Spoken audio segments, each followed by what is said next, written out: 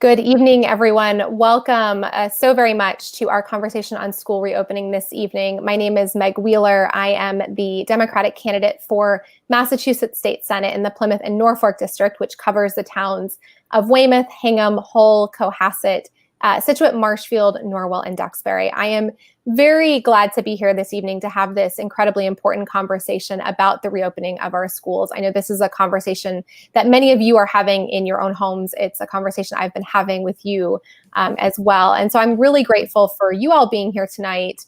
And I'm grateful for your willingness to be a part of this conversation. And I'm also grateful to my incredible guests who I'll bring on in just a second and introduce them for taking their time out of their busy schedules to have this conversation with us. This is just a piece of the conversation. It's one of many that is happening right now, but hopefully, it'll help us all get a little bit more clarity on the school reopening process and help us as a community really come together and drive this forward. So I'm going to bring on my guests right now just so we can kick it off.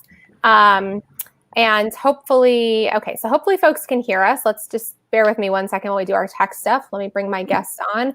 Perfect. So I'm going to go ahead and ask my guests to introduce themselves. I'm going to start to which way are you, Clayton? To my left. Clayton, why don't you kick it off and just tell us a little bit about who you are and what you are bringing to this conversation tonight.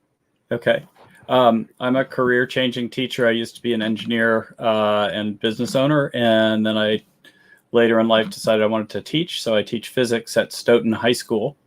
I'm 60, which is relevant to the conversation because that, in addition to some additional health conditions, puts me as a very much at-risk teacher, about 30 to 100 times more likely to die if I get COVID than the younger teachers and the students. And I think that's everything. And I had a very nice day. Meg and I went down to the State House and participated in a Mass Teachers Association demonstration that was in support of a full remote opening of the schools. Mm-hmm. Yes, yeah, it was very timely and really great to see all the support for teachers out there. So Dima, you're next if we're going around the circle. Hi, yeah, my name is Dima Amran. I have 5 kids in the Cohasset school, actually 4 kids in the Cohasset school system. I'm happy that we're having this conversation because I feel it's very important that we think of the teachers as well, the same way we're thinking of our own children. And I am here to bring to the table whatever, an honest opinion of where I stand. So, perfect. We're grateful for that. Thank you. Dr. Lundberg? I'm Dr. Breta Lundberg. I'm an infectious disease specialist. I'm a physician-patient advocate in my day job.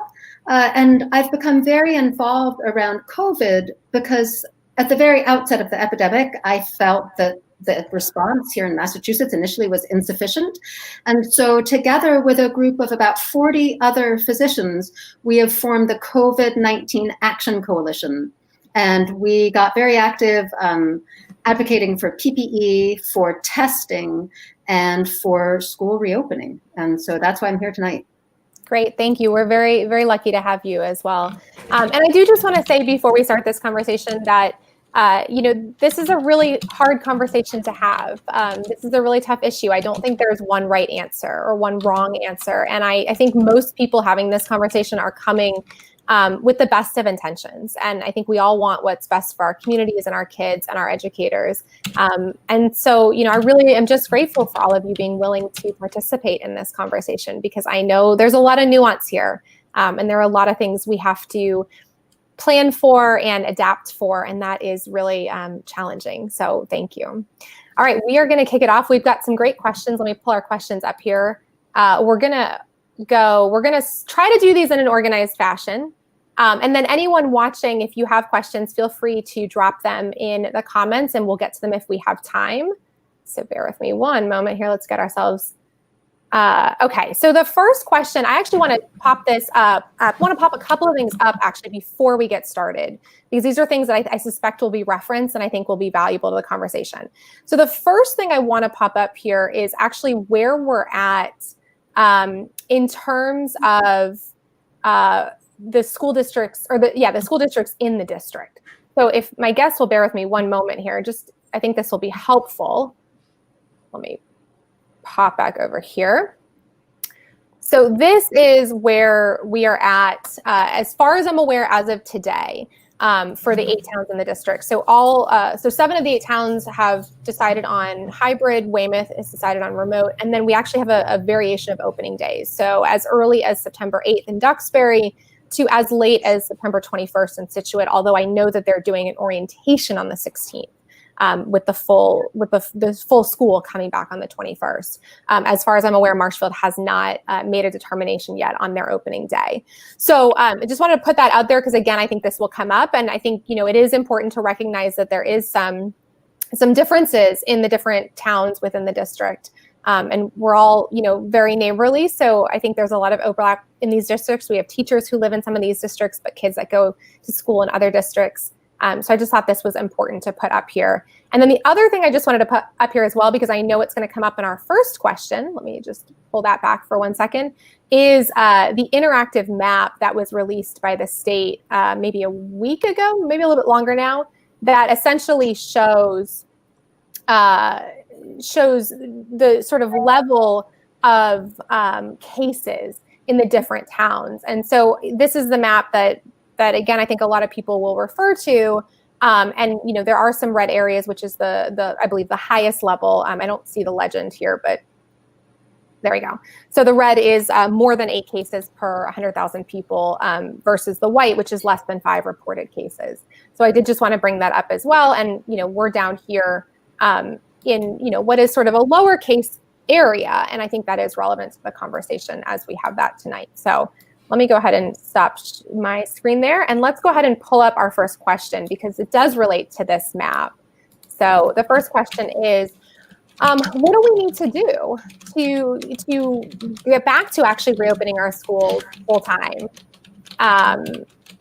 in person, for those areas that are white or green that don't have as many cases? And Dr. Lundberg, I don't know if you want to take this or.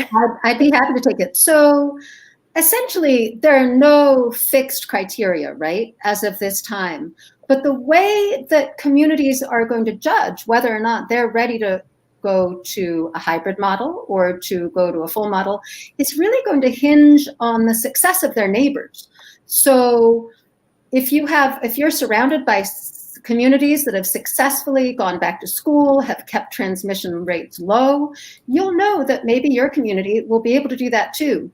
But the only way you're going to be able to do that, and COVID-19 Action Coalition has been very active in advocating for this, it's going to require testing. Because if you don't test your school community, you won't know whether or not cases are increasing and whether you are facing an outbreak. It's been extremely helpful elsewhere in the country, and it's led to the rapid shutdown of certain school systems because they know that there are incipient outbreaks. And you'll only know that if you test. And so COVID-19 Action Coalition has been advocating for universal testing, free testing across the school system. Perfect. And I think you actually perfectly led into our next question, which is probably a good one for you as well, which is what testing options are actually available and how long will it take to get results? I know this has been a concern. We send the kids back. What happens? Right. So this is a topic that one could go on for a while, but in a nutshell, there are 3 tests. There's a PCR, which is otherwise known as a viral test, which tells you if you have infection. That's the one that's recommended by the state for looking at active infection. There's also an antigen test. The PCR test runs between $30 and $50, sometimes much more than that. The antigen test can run for as little as $1 a test. Some of those have been poor tests, but there are better tests coming up in the sort of in the pipeline. And as we get more testing on board, we'll be able to really get our finger on the pulse of what's going on. Testing turnaround has been a woefully difficult, challenging subject in this state for whatever reason, lack of coordination or whatnot.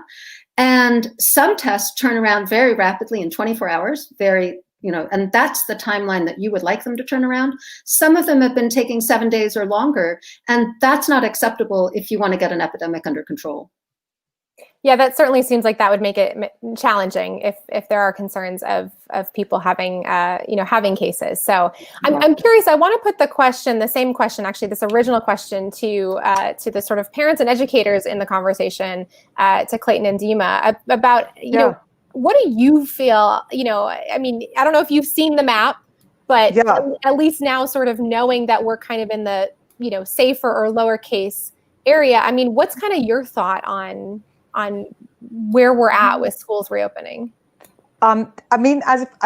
Unfortunately, like, I'm gonna have to say this, it has become so politicized, the whole opening and reopening.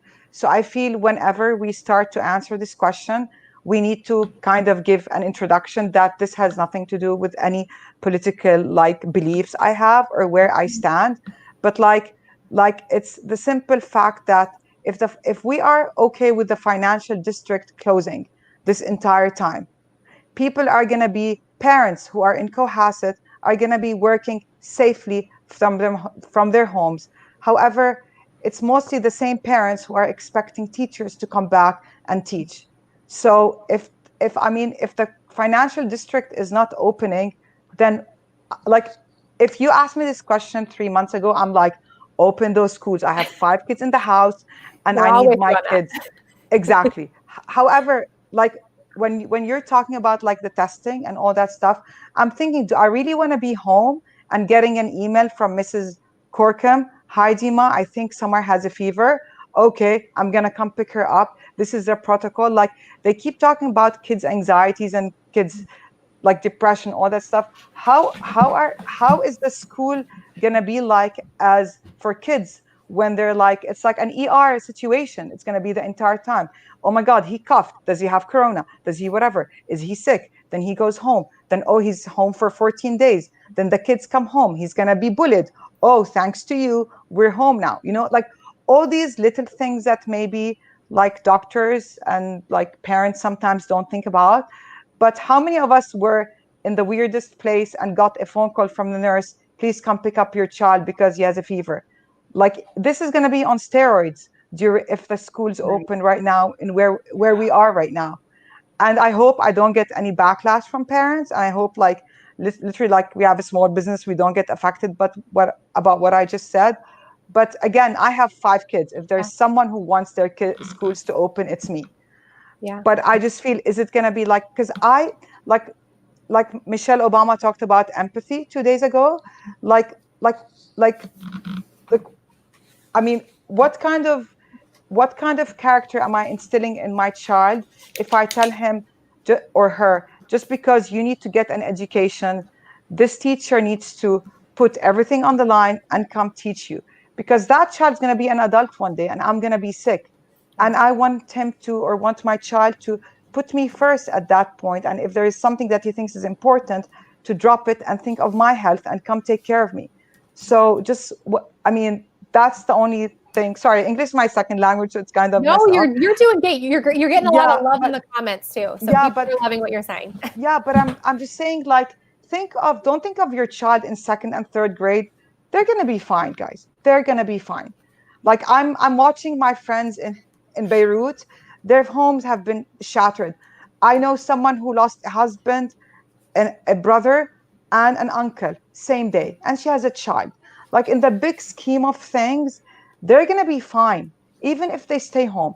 It's going to stink, but think of life skills. Think of the character they're going to build.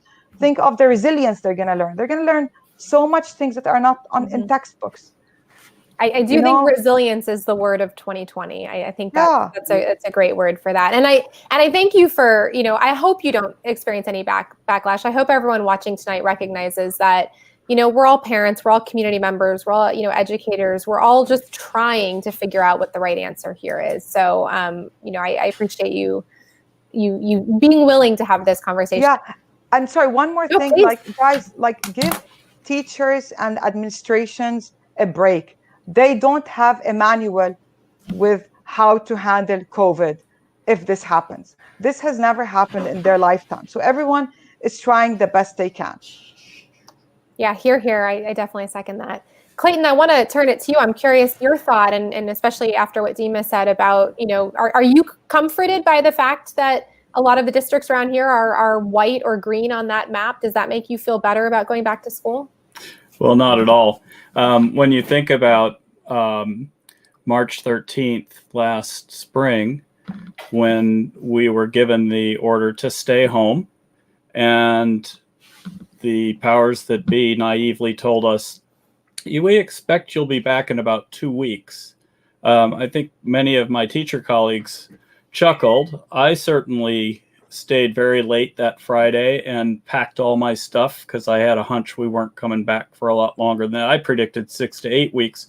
But I think that was more with the expectation of better compliance than we had for safety measures. And what we saw was an explosive outbreak. As an educator, one of my frustrations is the difficulty in communicating what exponential growth is and how it works. And it's a very hard thing for people to wrap their mind around and get an instinct for it. And if you recall, March 13th, well, the 12th, I remember driving home and hearing on the radio that, I'm blanking on his name, the actor who got COVID, had it, and that was kind of a wake-up call.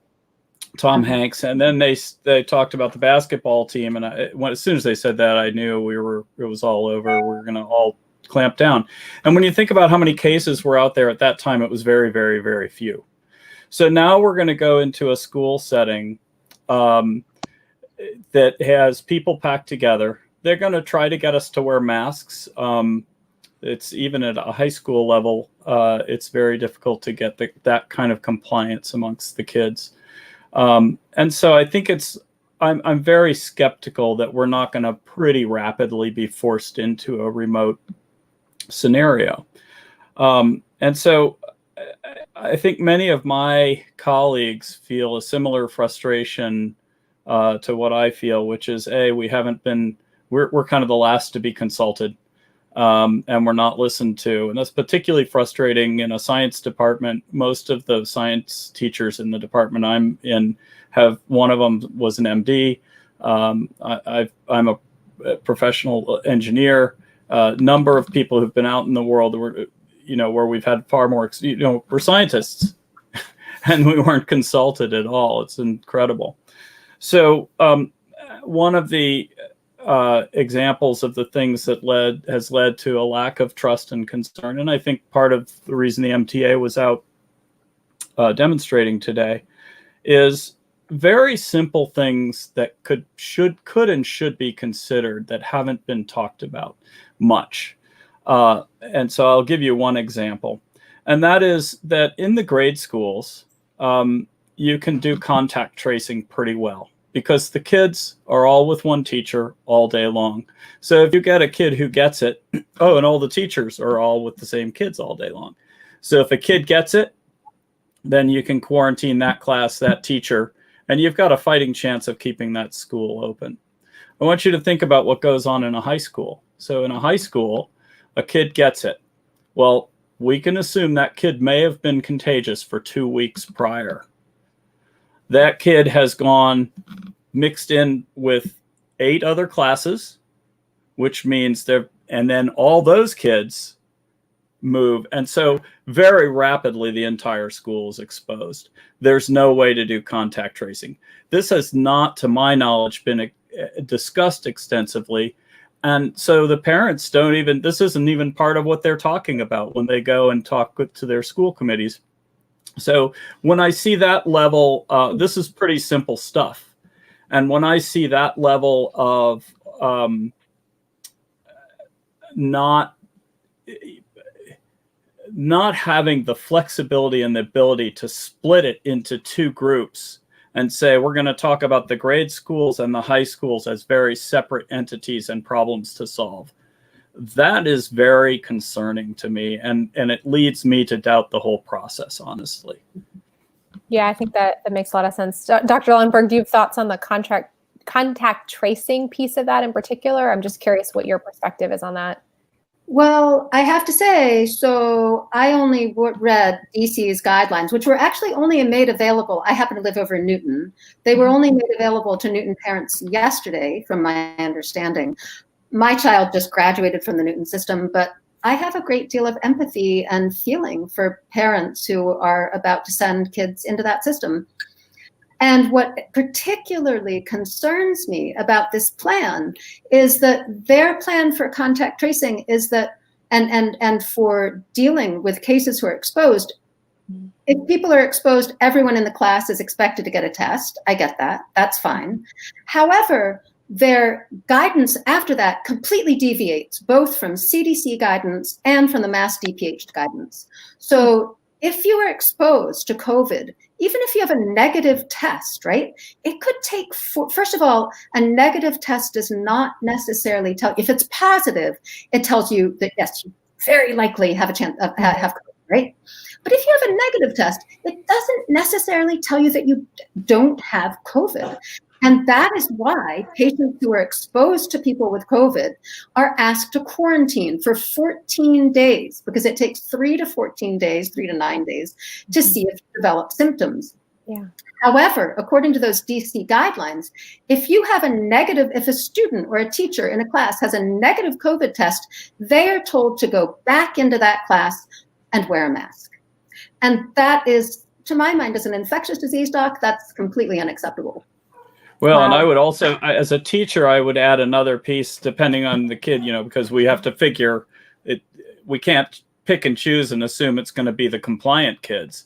And one of my the teachers I work with, who works with some of the more challenging kids, he said, "Are you kidding me? I can't even get them to keep their safety goggles on, and now I'm going to try and get them to keep their mask on the whole time."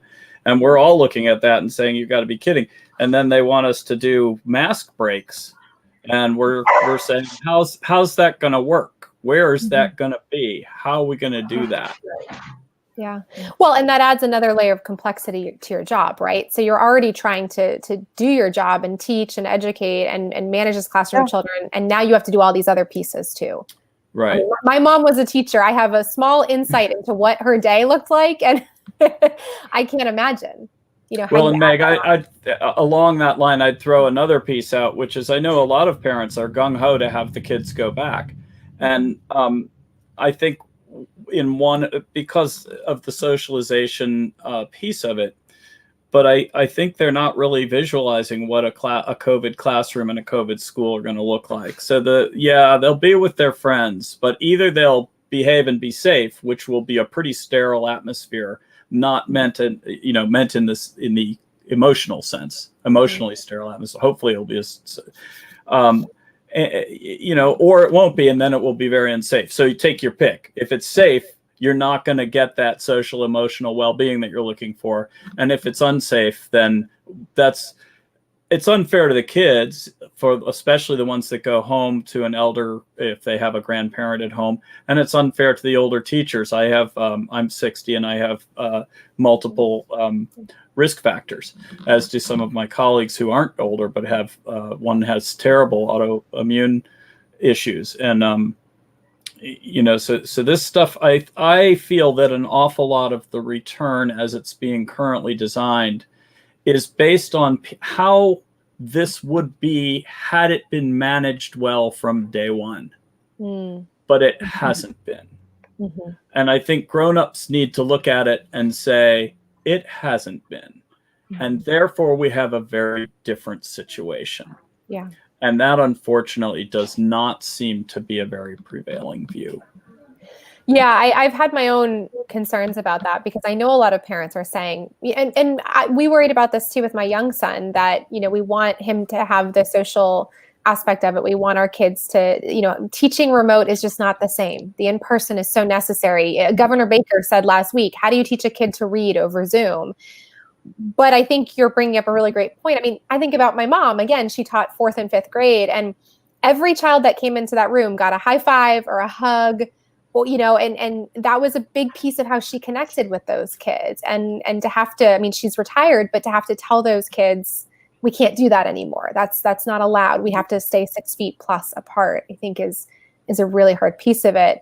On the flip side, I saw an article on WBUR, I think earlier today, where someone actually said, yes, remote in the spring was awful, because a lot of people, that's their worry, right? Is remote didn't work before, and it was really stressful and it was horrible. But this article said, yes, but we weren't prepared for it. Teachers were asked to drop everything and go remote in a matter of days. Imagine what it would be if we actually gave them the tools and the time to prepare. And I think that's an important point to think about. They have not. So if you talk to the majority of teachers, what we said was in June, they should make the decision. We plan for a remote opening and we can deliver quality education to them. Now they have set us up. I guess if they were to draw the line today, you'd still get a rushed prep, but at least you'd have some prep. One of my frustrations is I hear, especially as a career changer who has seen both sides. I've been the clueless parent on the other side, and now I'm in the classroom. I had no idea how hard teachers work. And the idea, some people mockingly say that teachers don't, they have the whole summer off. Typically, most teachers take a few weeks to really recover, which they need. It's a very intensive, burnout-prone profession. And then most of my colleagues were chomping at the bit, wanting guidance so they could get started. They knew it was going to be weird, and so they wanted early July to get going. I want you to think about that. That's 7 weeks that most of my colleagues wanted to work when many people think they're off goofing off. And instead, they've got stress all summer wondering, how's it going to be? And it felt so slow. Anyway, I don't want to complain, but I want you to know it's important. That now the whole system is sort of painting itself into the corner of the worst case scenario, which I think is a high probability of being forced back into remote without the teachers having the amount of time they needed to prep. There are some things that we've added systemically to work, but it's a frustration and a disposement.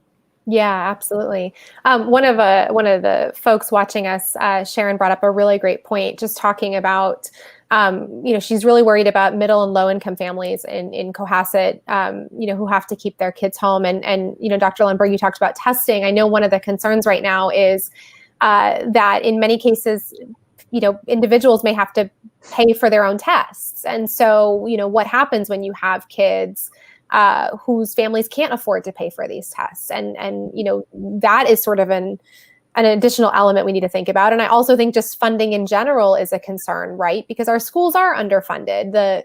Even the Student Opportunity Act, which was passed last year and was meant to put $1.5 billion into our schools, is on hold as a result of COVID.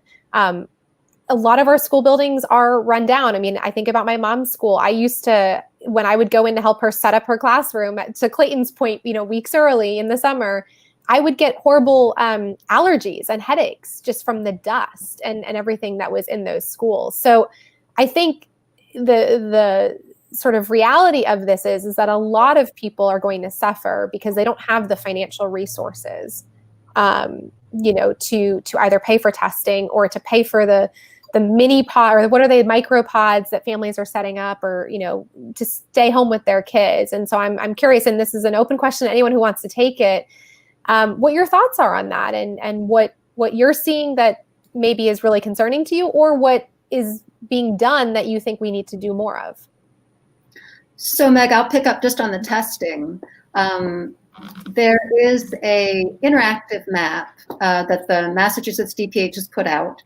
There are free test sites all over Massachusetts. And so no one should be forced to pay for a test, first of all. And second of all, I think that funding should be made available to protect families who have to stay home. We have talked so much this spring about equity and communities of color who have suffered disproportionately in this epidemic. And I think that we are an extremely wealthy state.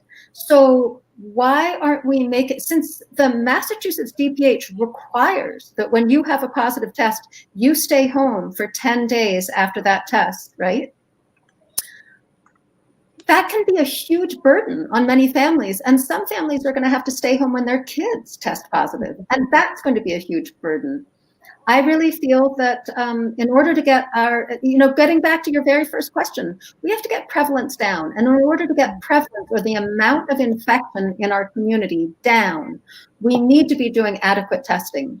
And we are not doing that right now. And the other just quick point I'd like to make, listen to everyone else on this panel.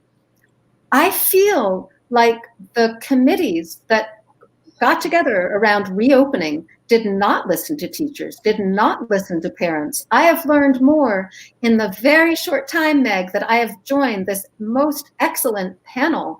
And I have had so many fascinating points raised to me as a physician about an issue that I thought I knew a lot about.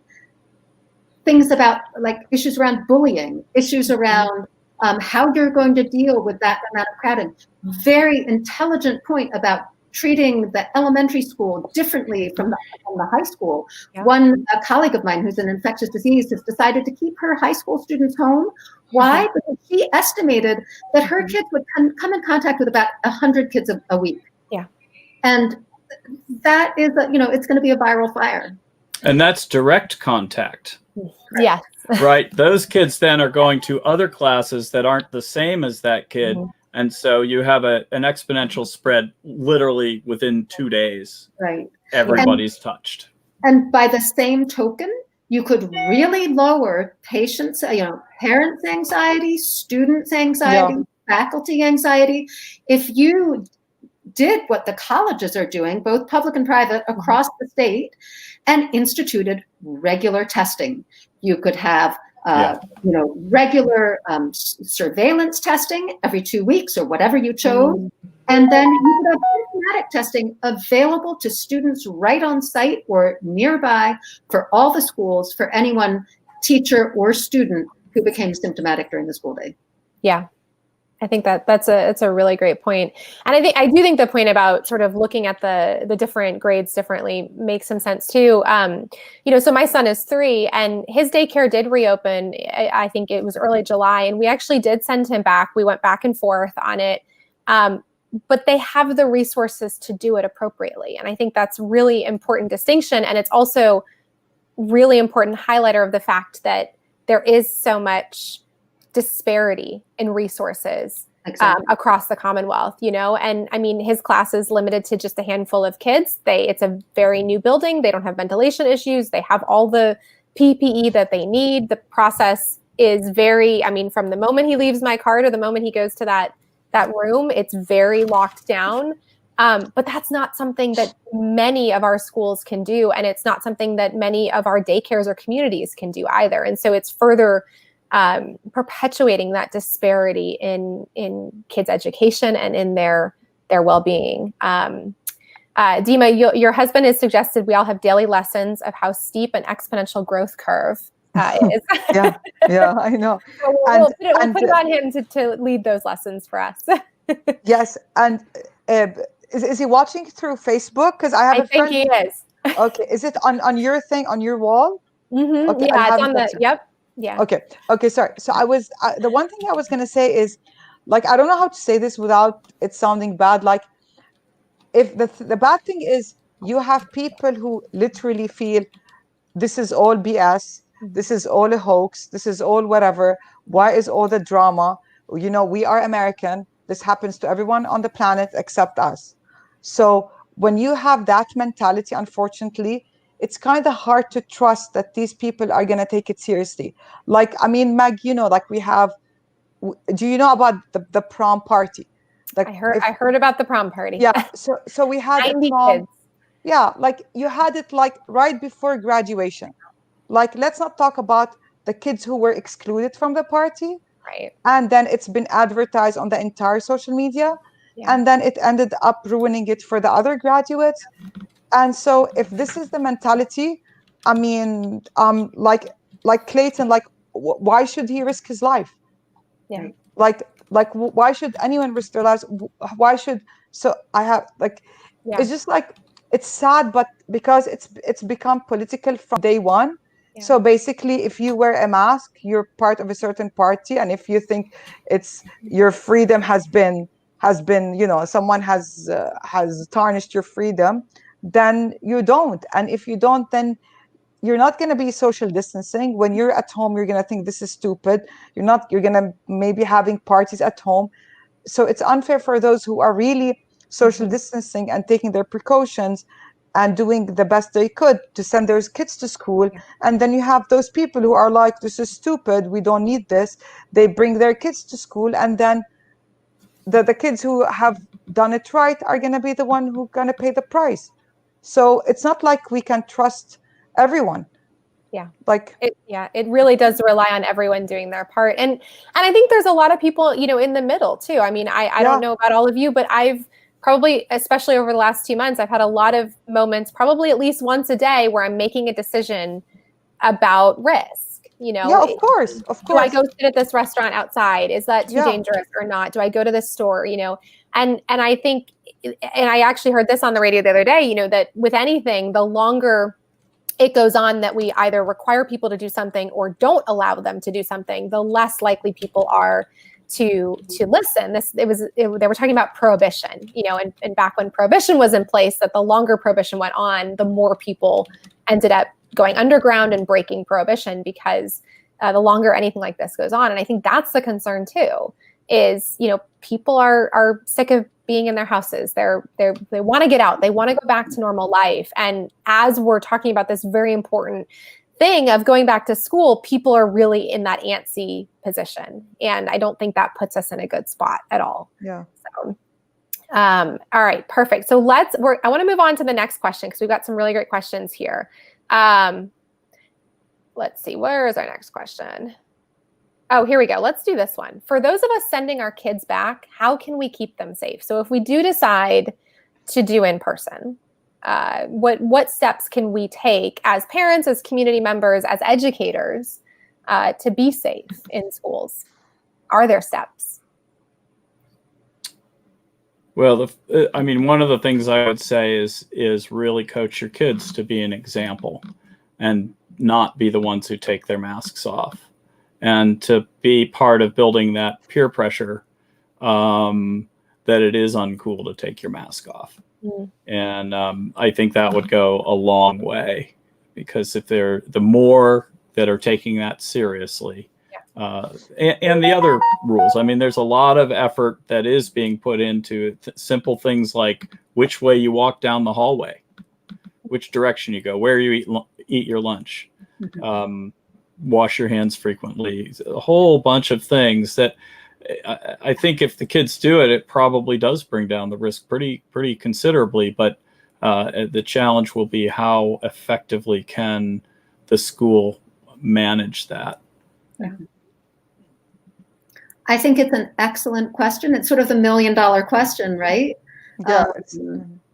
Because the bottom line is that individually, there's not that much we can do. But one of the things you can do is to test your child. If the school doesn't do it, there are certain test sites that are free, and many that have very good turnarounds within less than 24 hours. I know, because I had my son tested just the other day. He was negative, thank God.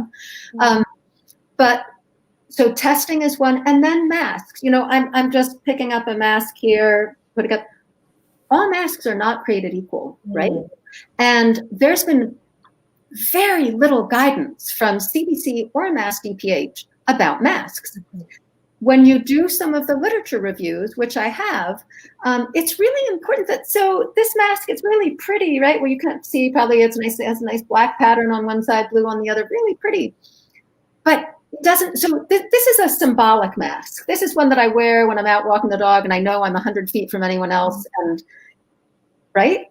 But if you want a good mask, it should have a fitting over the nose. You want a piece of metal so that it's in there, in the fabric, like a surgical mask, so that it will fit to the face.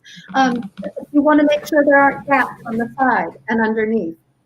You want to make sure that it's at least 2-ply and pleated. That's just from the very rudimentary review of the literature that I've done. So that's one really good way of keeping your kids safe, and then try to keep their world small. I would say. Yeah. Try to keep their play group small, try to keep their contact small. School is going to be a huge viral soup, right? And so outside of that, try to keep it small. And then the other thing is, don't beat yourself up if your kid gets COVID, because it's out there, it happens, and not, many of them will do just fine. And so also just to keep your own anxiety down about it, keeping them safe is also keeping their own, their heads in a good place and your head in a good place. Yeah.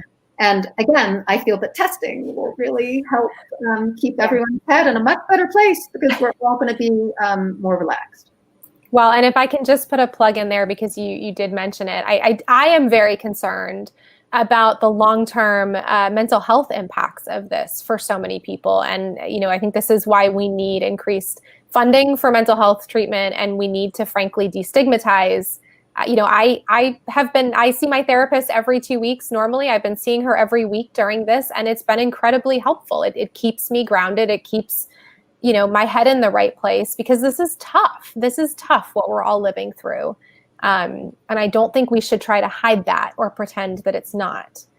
So I do just want to put that little plug in there. But yeah. And the other thing I will say is, if my 3-year-old can wear a mask, then a 16-year-old can wear a mask. So that kid wears that mask all day. He is good. So it's definitely doable. You mentioned something about kids getting sick. If your kid gets sick, we got this question as well. I don't think you already addressed this. I apologize if you did. But are kids at a much lower risk of getting COVID, or if they get it, it won't be that bad? So the person who asked this basically said they keep seeing conflicting answers about kids and COVID. And now they're hearing something that even if they're fine when they get it now, there are going to be some long-term health impacts of getting COVID. So what's the deal with kids getting COVID? So generally, it's not that they're at a lower risk of getting it. They can still get COVID, but when they get it, they do tend to get a milder disease. That doesn't mean that a very small subset don't get severe illness. And we don't really know who those children are, right? So we can't identify them. So that's always a concern. In terms of the long-term health effects, we don't know the answer to that yet. However, a recent study came out of CDC a couple weeks ago saying that young adults who we initially thought, they do great, right? After a COVID infection, it turns out that about 20% of them have persistent fatigue, cough, shortness of breath about 3 weeks after. Now, you would think that they'd have more cumulative data since then to say, that's how they look at 3 weeks after. How do they look at 6 months after? We must have a lot of that data, because we have more COVID than any other country in the world. And so I think that those are questions that science is going to be able to answer. But unfortunately, in terms of the long-term health impacts, that remains to be seen. As I said, most of them seem to recover just fine. Yeah. Dr. Lundberg. Go ahead. One of the things I was reading, I think the state has relied a lot on a study that came out of the Harvard Health School, a group of people that is teaching remotely and giving advice to the rest of us to teach at school, which was interesting. But they cited some studies, and I went and looked, and it goes back to this issue of not differentiating the high schools from the grade school. And what my understanding of the study that they pointed to was they've looked at this question, and I don't think it was so much that. So what they found, or their hypothesis, is that there's less spreading from the younger kids, in large part because they're moving less air, because they have the small lungs, and so what they've, again, back to this really inexcusable. Negligence is probably too big a word for the state, but they keep lumping it in and saying that the children from K through 12, well, guess what? The marker, I would assume, would be puberty. At that point, it's a different population, because at that point, they're starting to grow a lot. And by sophomores in the high school, many of them are nearly full grown, and they have that larger lung capacity, and it's no longer the same game. And it's, again, as a teacher, it angers me that they're putting that those risk factors aren't being considered and talked about openly when my life is being put at risk. But just to your comment, the question was, who gets more severely, and definitely what you've said is consistent with what I've been reading. But I thought that added piece was interesting, and I wondered if that's consistent with what you have been seeing. It's very interesting, and I do also agree with you. Some of the early studies were much more reassuring than later studies have been in terms of propagation. It is absolutely true that very young children, they don't have much lung capacity. When you look at a disease like tuberculosis, they tend to get it from adults. They don't spread it. And the reason is that kids don't really, of that age, don't spread things as productively as older kids. And I think that your point about kids in high school being very much like, young adults. And so that's why I brought up this study about young adults, because it's, yes, they're maybe 18 to 30, but they have quite a lot in common with kids who are 16 to 18, for example, middle of high school students. And so those kids may be seeing longer-term sequelae, longer-term effects from this illness than we are aware now, because we haven't collected the data and I haven't seen, on the long-term effects. So I'm curious then, I want to put this question to Dima as the, not the only parent in the room, but as the parent here, what your thoughts are, like, how are you, because I'm not a doctor, of course, either. And as a parent, I'm trying to take in all this information and absorb it. And these arguments that kids are at lower risk, but depends on maybe the age and whatnot. I'm just curious how you as a parent are processing all of this and how it's affecting your perspective on what you want your kids to do. Like honestly, I know this might not sound like it makes sense. It's funny, but I am kind of not thinking of my kids first right now. I'm thinking of a person like Clayton, seriously, and I'm thinking of all the adults, and I'm actually have a long-term vision, and I feel if I'm gonna kind of force the schools to open because my kids need to get education, it's gonna backfire at me when I'm older.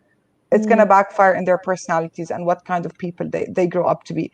And I'm just in shock that people here don't like taking risks.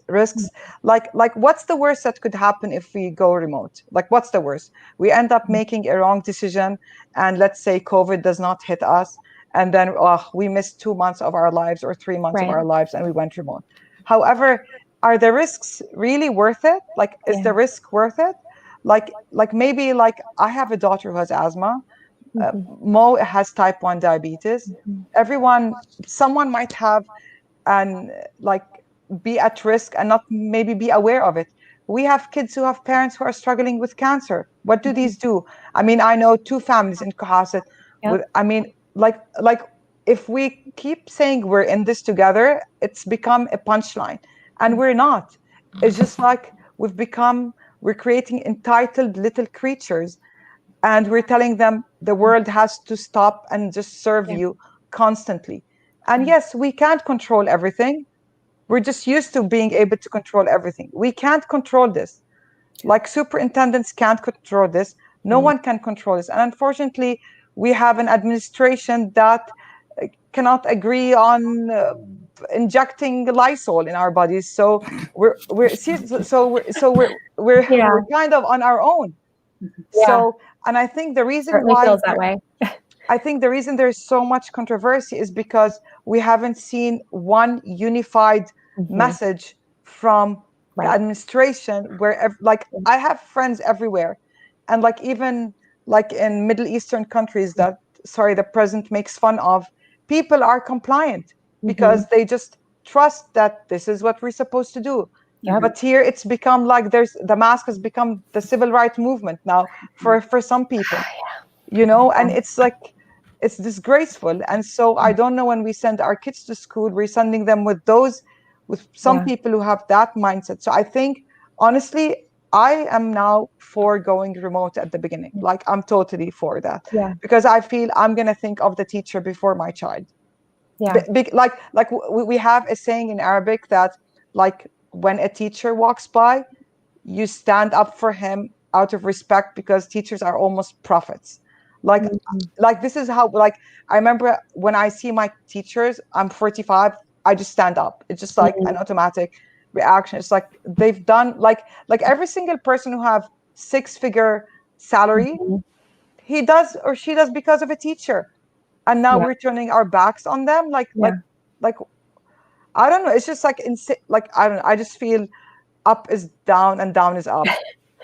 Well, that's so well said. And I mean, I think you are absolutely right. And beyond this conversation, we don't do enough for our teachers. And I think that's a much bigger issue that, hopefully, we can actually get to address. But I mean, I think you're absolutely right. And so we got a few questions that actually were on this sort of next one that I kind of compiled into one, and we've got this question in with respect to teachers, but also to students, which is essentially. Meg, can I just interrupt just for a moment? Yeah, please. Dima, I just wanted you to know that really touched me deeply, and thank you. You're welcome. No worries. Yeah, thank you. I mean, I taught for 2 years, and I said, this is like being a student all over again. It was so exhausting. I'm like whenever the kids complain, no, it's your fault, it's not the teacher's fault. Like, I never take my kids, almost never take my kids' side. So no worries, of course. I was going to say, we won't tell anybody that you are, but this is recorded. So no, it's fine. It's fine. And also, Clayton, you're going to have to start walking around town demanding that people stand up and treat you as that you are. So. No, I feel it's such like a noble profession. Yeah. Yeah. So let me ask this question, because I know, like I said, this one came in a bunch of different ways. A lot of people were worried about this, which was essentially some version of, if we have folks at home who are at higher risk, whether you're a teacher or a student, do we go back? Like, is that just basically writing a death sentence for our loved one? I mean, we got variations of this question, and I think, and Dr. Lundberg, you may be the best person to answer this one, but I think this was really something that a lot of folks who wrote to us were very concerned about. I know one woman has a child who has a kidney issue. Another person had someone at home, who had a long-term disease. I know a teacher mentioned this to us, that their spouse, is at higher risk. So what do people in that situation do? I mean, can they go back, or do they just have to, stand down? Of course, everyone could potentially go back. It gets back to your risk-benefit description there and what people are comfortable with.